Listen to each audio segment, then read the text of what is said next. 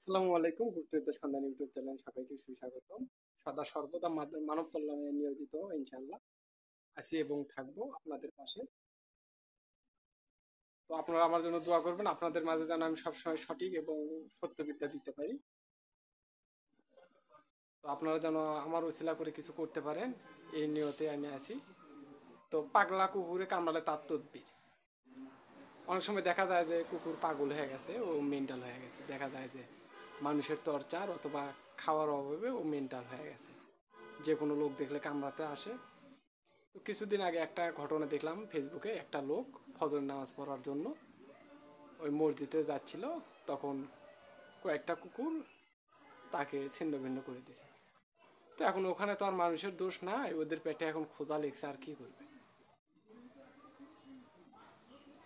তো পাগলা কুকুরে কামড়ালে তার তদবির, আর আপনাদের মাঝে তো বিদ্যা দিয়েই দিছে যে কিভাবে কুকুরের মুখ বন্ধ করতে হয়, তাদের চোখ মুখ ইয়ে করে দিতে হয়, বন্ধ করে দিতে হয়। তো আপনারা ওই বিদ্যাগুলোতে কাজ করবেন, এগুলো অরিজিনাল বিদ্যা। তো আজকে যে বিদ্যাটা দিব, পাগলা কুকুরে কামড়ালে তার তদবির, গ্যারান্টি দিয়ে কাজ করবেন আল্লাহর রহমতে। তো পাগলা কুকুর যেদিন কামড়াবে সেদিনে যে জায়গায় কামড় দিবে, ওই জায়গায় সুন্দর করে আপনারা আগে ধুয়ে নেবেন।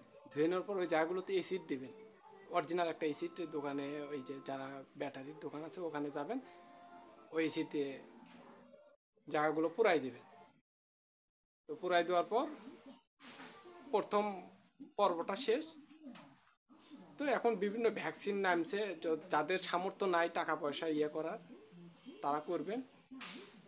তো এটা দিয়েও হবে, আমি গ্যারান্টি দিলাম।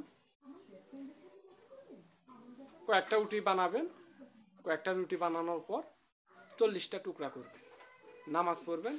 নামাজ পড়ার পর পাক শাক হয়ে নেবেন, নেওয়ার পর যায় নামাজে বসে ওই 40 টুকরো রুটি একটা করে টুকরোর ওপর এই আয়াতটি পাঠ করবে, ইন্নাহুম ইয়াকিদুনা কায়দা ওয়াকিদু কায়দা ফামাইলি কাফিরিন আমিলুম রুয়াইদা।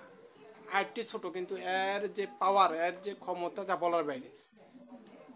40টা রুটির উপরে 40 বার পাঠ করবেন, প্রত্যেকটা রুটির উপর একটা করে ফুঁক দেবেন। একবার পাঠ করবেন, একটা রুটির উপর ফুঁক দিলেন। যেমন এটা একটা টুকরা, একবার পাঠ করলে ইন্নাহুম ইয়াকিদুনা কায়দা ওয়াকিদু কায়দা ফামাইলি কাফিরিন আমিলুম রুয়াইদা, একটা ফুঁক দিলেন। এভাবে 40বার পাঠ করে 40টি টুকরার উপর ফুঁক দিবেন। ওই টুকরাটি আপনার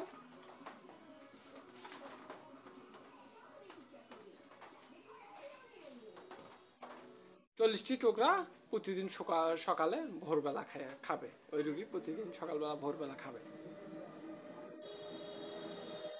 ভোরবেলা খালি পেটে খাবে। আল্লাহর রহমতে আর কোনো রোগ হবে না। কুকুরের যেমন একটা সাইন্টি রোগ আছে, যে শরীরের ভেতর বিভিন্ন রোগ হয়, কিন্তু ওদের দাঁতে কিন্তু একটা বিষ আছে। তো আল্লাহর রহমতে, মাফ করার মালিক আল্লাহ, ওই ব্যক্তি সুস্থ হয়ে যাবে। তো আগেকার দিনে কি কুকুর ছিল না? তারা কি কাজ করেনি? আগেকার দিনে কি এইসব ইঞ্জেকশন ভ্যাকসিন ছিল? ছিল না তো। আগেকার দিনে যারা ছিল তারা তো এইরকম এই এখন নিয়মে কাজ করছে। কেউ পান পরা দেয়, কেউ গুড় পরা দেয়, বিভিন্ন জন বিভিন্ন কিছু দেয়। তো আপনি রুটি পরা দিবেন। তো সবাই ভালো থাকবেন, সুস্থ থাকবেন, আমার জন্য দোয়া করবেন। যদি বুঝতে কোনো অসুবিধা হয় আমার কমেন্ট করতে পারেন, অথবা ইমুতে ফোন দেওয়ার দরকার নেই, আপনারা ইমুতে অডিও ভয়েস দিবেন, আমি ভয়েসে রিপ্লাই দেবো। তো সবাই ভালো থাকবেন, সুস্থ থাকবেন। আসসালামু আলাইকুম।